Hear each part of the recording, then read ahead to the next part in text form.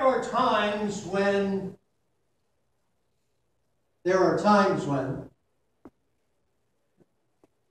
I get uncomfortable reading Scripture. I don't see any shocked faces. Good. You know me well enough after all these years. There are times when I read Scripture and I just have to just stop and let it sink in. And begin to see what that Scripture passage is going to mean to me. This entire series of looking to God in order to make a shift in our lives has done exactly that. As we wrap that series up, I want us to realize that this needs to be not just a verbal shift, not just a shift that we read, but a shift in our very action. And hopefully this will kind of tie things together and help us realize that we've got a job to do. I know nobody's said this to me aloud, but I have a feeling that there's somewhere along the line somebody kind of glances away from me, especially those in this corner, and behind me they see, not a kitchen, above a kitchen, 140 years, and they're saying, well, what do we need to shift for? We've been hanging around here for 140 years. We must be doing something right. We have. We have been doing something right. We've done a lot of things right. But what we need to do in this activity, this series, is to be able to shift our thinking just enough to make the next 140 years better than the last 140 years. I want 2015 to be better than 14. And I want 16 to be better than 15. And I want 2155, when none of us are here, and someone much younger will be pastor. And I want that to be a celebration. I want them to be able to look back on us and say, boy, they were good. They did what God wanted them to do. This is good stuff. But I don't want them to just sit back and focus on what's in the rearview mirror, so to speak. I want them to look ahead. Look out the windshield and figure out what's next for our church. Speaking of windshields and rearview mirrors,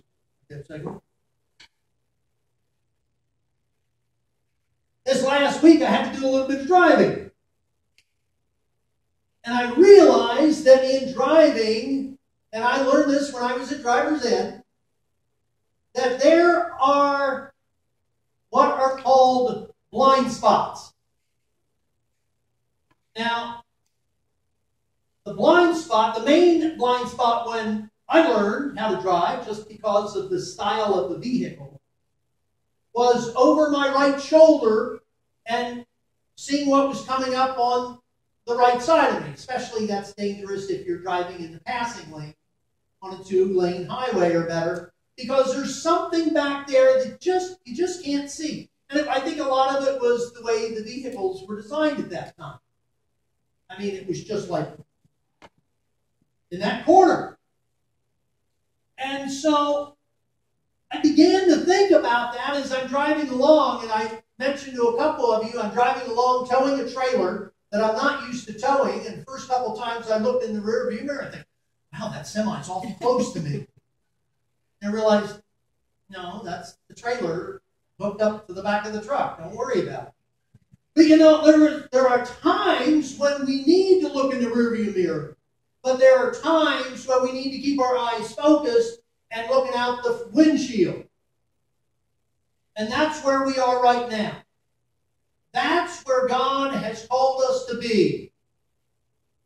is we can look out the back windshield a little, or the rear view mirror, a little. But you can't go from point A to point B, if that's any great distance at all, looking out the back. You got to be looking out the front.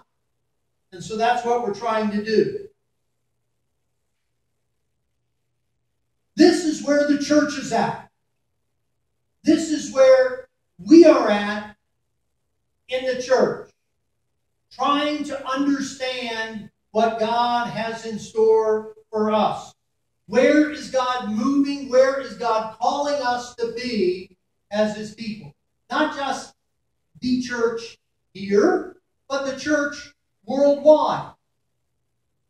Where is God calling us, and how are we going to be able to eliminate those blind spots? Now, I have to admit, I've never owned a convertible. Chances are I will never own a convertible, because I wouldn't want it. So if you're thinking of a bonus for me this year, that would be. I haven't had one.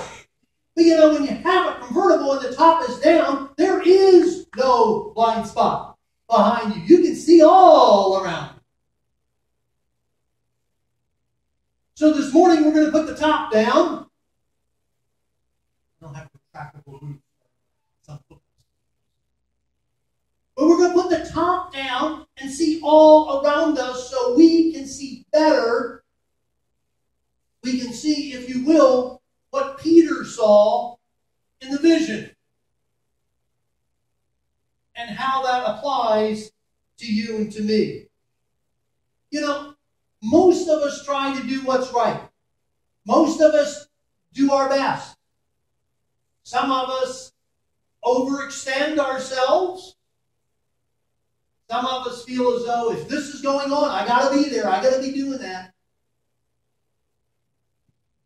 But there are some of us that we need to realize that God is calling us to look what's around us and respond accordingly.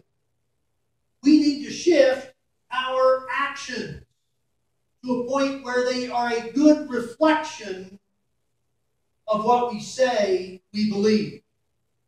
That's what happened in Acts chapter 10. What does Christ's followers look at when they see the world? What do we look at? I've said it many, many times, and I've heard it a lot more, that the best way to pray is with a Bible in one hand and a newspaper in the other. Or your Bible on your smartphone and your computer in front of you, one or the other. We need to see what's all around us and be able to focus on those things that are in the world. Maybe they're not in our realm of driving. Maybe they're not here in Sloan. Maybe they're not in Tulane. But there are things going on all around the world that we need to be focused on, and we need to get rid of the blind spots and see the way the world really is and how we're going to respond to it. The book of Acts talks about the growth of the church. If the actions of the apostles were not the way they were recorded in Acts, you and I wouldn't be here. But the church would have gone on, and as soon as they were dead and gone, the disciples were dead and gone, the church would have fizzled out. If they didn't get rid of the blind spots in their lives and in their practices, we wouldn't be here. I, for one, am glad that they looked through their blind spots to be able to see a world that needed to be changed. I don't know about their vision when it came to looking back, looking forward, but boy, I'll tell you what, they began to see things. Peter began to see things in this passage that he never, ever expected. My job is to go out and convert the Jews. God kind of shook him up a little bit and said, "No, you got a bigger job than that. Not only do I want you to go out and minister good news to the Jewish people, but I want you to go out and minister good news to everybody." And he did it in a very pictorial way for Peter. There were people that were brought up and they said, "I have to do the law the way the law says to do it. And if the law says no, I don't do it. The law says yes, I have to do it." And God is telling Peter, now, let's focus a little bit on what your interpretation of that law is. And let's be able to see what we need to do to change that around. Uh-oh, he said that nasty word, change.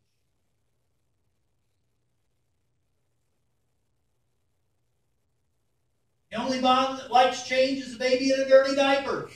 We got to change our vision. We've got to change to have our actions reflect what we say we believe. And that's what Peter was experiencing. Peter finds himself meeting a non-Jewish officer in a pagan city.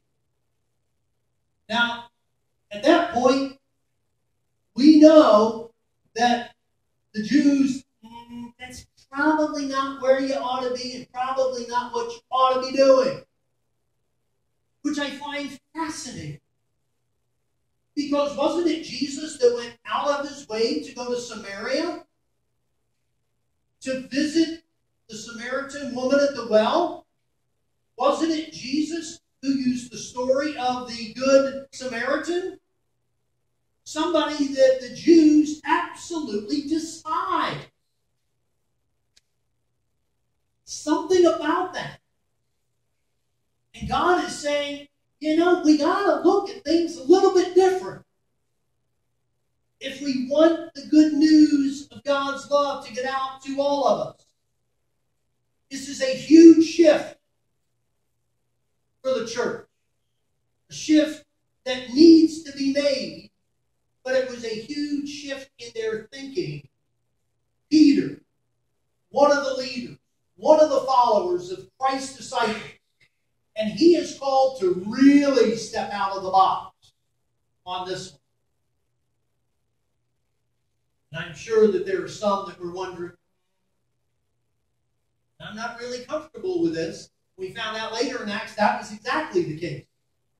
The church started to argue, can we let these Gentiles in? I thank God that they were able to convince a few of us in. So what's our response? What is our response when it comes to this shift that needs to be made? I don't know about you, but when there is a shift, I get a little nervous. I experienced a great example of that this week. You're driving down the highway at 70 miles an hour, and all of a sudden, up coming a big orange diamond-shaped sign. Road construction. Shift it down. That's what the truck's doing. And I'm shifting it down. I'm going down to 45 miles an hour, and I'm thinking, are you serious? The GPS says I could be there in 4 hours, not at this rate. And I'm sitting there going like, I've got to shift it down. I've got to realize that there are roadblocks, there are changes in the landscape that cause me to adjust the way I'm going down the road. The same thing happens in our lives. I get a little nervous. Why? Isn't it safer to drive at 45 than it is to drive at 70? Should be. I get a little nervous because all of a sudden those 3 lanes into one. I get a little nervous. Then I get a little nervous as we're starting to funnel in. We've got the cars beside. I ain't going to slow down. Woo, woo, woo, beside us. And then they cut you off. And I'm like,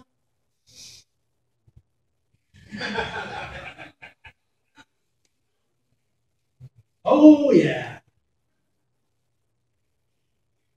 So Peter is going along that road and things are going great, and then all of a sudden God says, shift. Peter's saying, I'm really not comfortable with this shift.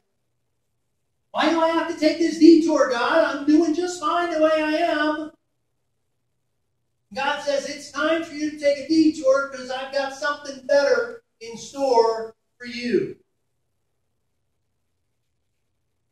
Peter left behind what he was comfortable doing and with the people he was comfortable doing it with and made a shift. Peter made a change because of a confrontation that he had with God. I'm not really comfortable hanging around with these Gentiles. God, do you know what these Gentiles? Peter, chill out. Just do what I tell you to do. I'm sure God will. But there's part of me that just says, no. I want to stay comfortable. I don't want to move. I don't want to go down this road. I just want to stay where I'm comfortable doing what I'm doing. Peter found it was tough. Peter found out that he had a few blind spots. One of those blind spots were the whole Gentile race. One of the blind spots was, hey, if God created it and God says it's good, then eat. Stop doing all the goofy restrictions. You don't have to eat just lettuce and kale, for goodness sakes. I got something better for you. Okay. Peter had to get over those blind spots, and so do you and I. What does that look like for us? The only people that we're comfortable with were people that are making this amount of income. I can't minister to those people in the dunes, Pastor. You just don't know what they're doing. You just don't know all the things that they do up there. You don't know what they spend money on. You don't? I do. It's a convertible that I'll never own. I know what they're spending money on. But yet, what about the people that are homeless and on the street corner? I got a home. Pretty nice home. I like that. But there are people that are less fortunate than I am that I have a responsibility to be able to show God's love to them, just like I show God's love to the people in the dunes.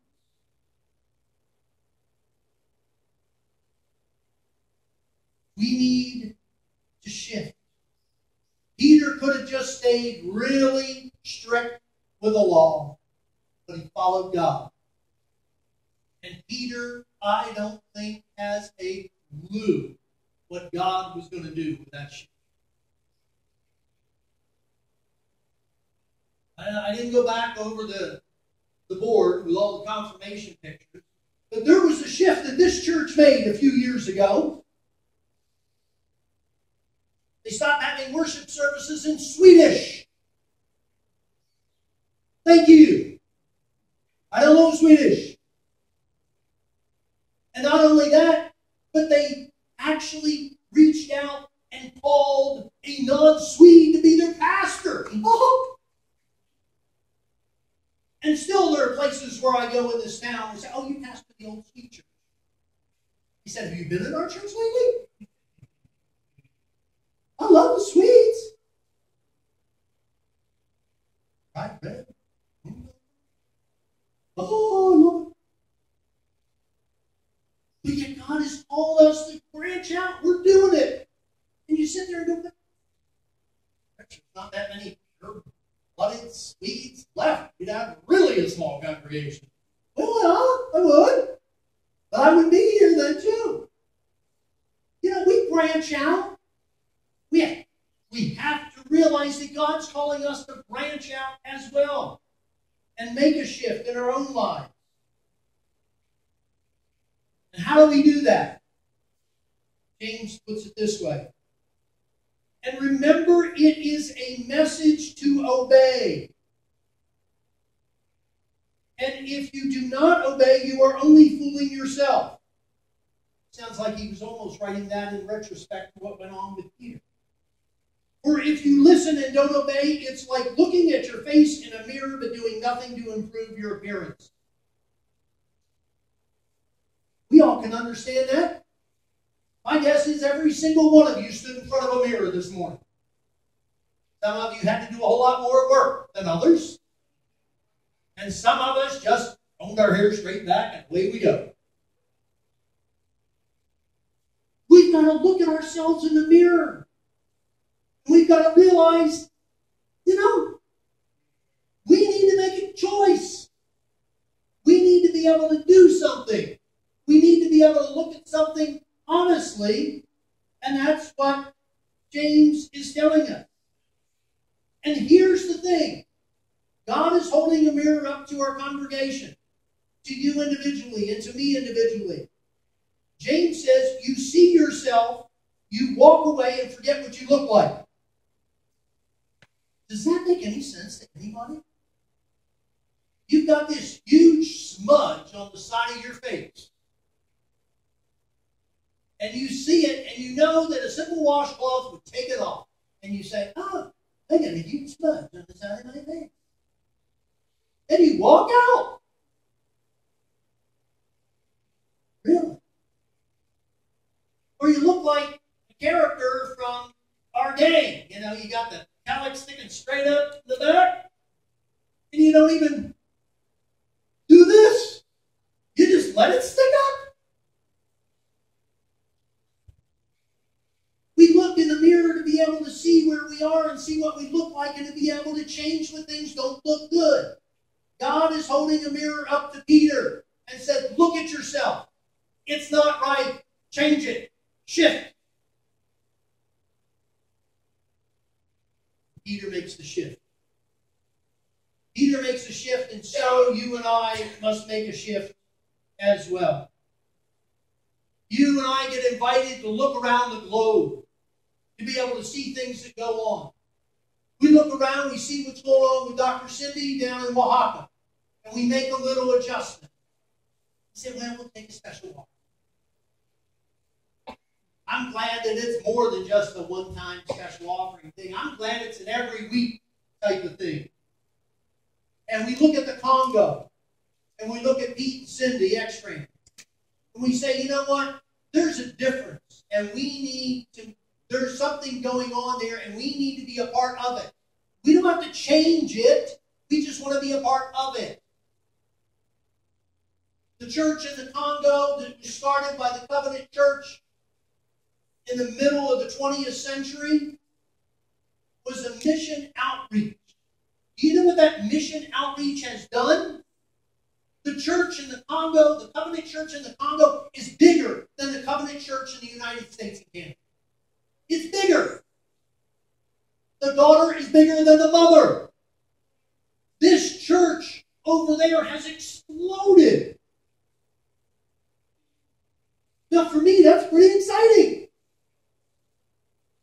And I can spell Congo, but I've never been there. I've never experienced that, but that's exciting to be able to see God take something that we're doing here and make it even bigger than we are. We do things all through the year. We think about Covenant World Relief. We think about what that means to be able to reach out to other people and to make a difference in their life. Not just in third world countries, but here at home. This whole week, the whole news thing has been focused on the 10th anniversary of Katrina. Katrina was not very nice to the United States. And it was people who had constantly given the Covenant World Relief were just a small part of that recovery. It was good. But somebody had to look outside the box and say, we're more than just us. We are bigger than just the 45 that sit here this morning. We are bigger than just this church in Sloan. We are part of something huge. And we need to realize that those happen because someone made a shift. Someone's making a shift. This whole series is based on us holding a mirror up to ourselves, realizing where we are, which is good, and praying that God will make us better and do more things to be able to help people. You and I have been invited by God to come in and look at certain passages and say, you know what? What we've done is good, but where we need to go is so much further. So much further. That's where we are. That's where we need to go. And it only happens when one thing happens.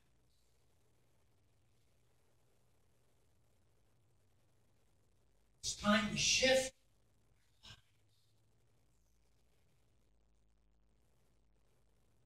God can be paid. Gracious God.